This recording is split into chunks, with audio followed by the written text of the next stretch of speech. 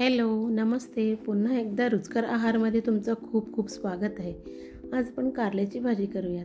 काय आहे, बरेचसे लोकांच्या घरी मुलं किंवा मोठे लोक देखील कारल्याची भाजी खात नाही आहेत, कारण ते कडू होतं म्हणून. तर चला आपण अजिबात कडू न होणारं अशी कारल्याची भाजी कशी बनवायची बघूया. आधी तेलामध्ये जिरी मोहरी टाकली आहे. थोडंसं लाल झाले की त्याच्यामध्ये कांदे आणि आलं लसणाचं पेस्ट टाका. थोडंसं परतून झालं की त्यामध्ये हळद आणि थोडंसं लाल तिखट हे टाकून पुन्हा एकदा हलवून घ्या. लक्षात ठेवा, मसाला करपायला नाही पाहिजे अजिबात. अशा प्रकारे व्यवस्थित त्याला परतून घ्या.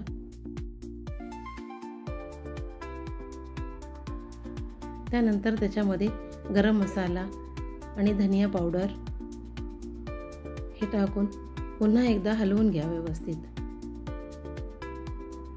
अशा प्रकारे आणि त्यामध्ये मी एक बारीक टोमॅटो चिरून घेतलेले ते देखील त्यामध्ये घातलेले आहे.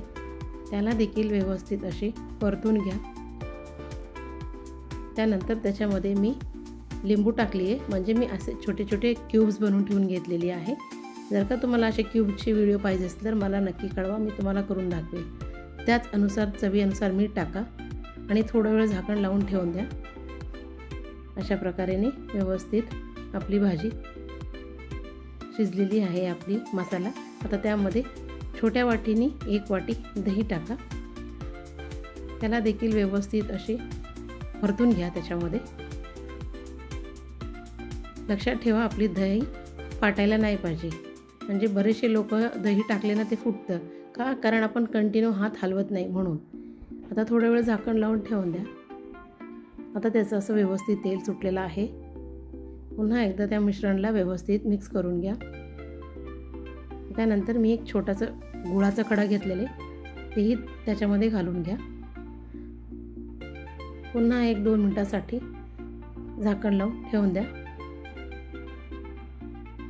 हे बघा, आता आपण असे चिरून घेतले कारले आहेत ना, ते त्याच्यामध्ये घालून घेऊयात. त्याला देखील व्यवस्थित कंटिन्युअसली हलवत राहा. दर 2 मिनिटांनी तुम्ही दर 5 मिनिटांनी अशी चेक करत राहा. अजिबात पाणी न टाकता आपली भाजी शिजून घ्यायचं आहे आपल्याला. काय होतं, बरेच जण ज्यावेळी कारला करतात ना त्यावेळी काय होतं, ते कारल्याला एकदा चिरून त्याला थोडंसं पाणी टाकून त्याला उकडून ते पाणी सगळं काढून अशा प्रकारे त्याचं कडू कमी होण्यासाठी करत असतात. पण तसं केल्याने भाजी अजिबात चवीला चांगली लागत नाही आहे.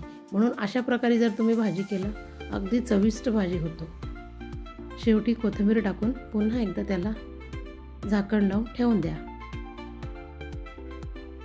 कारल्याची भाजीची कडवटपणा कमी करण्यासाठी आणखीन काही जर नवीन तुमच्याकडे टिप्स असेल तर मला नक्की कमेंट बॉक्समध्ये कळवा.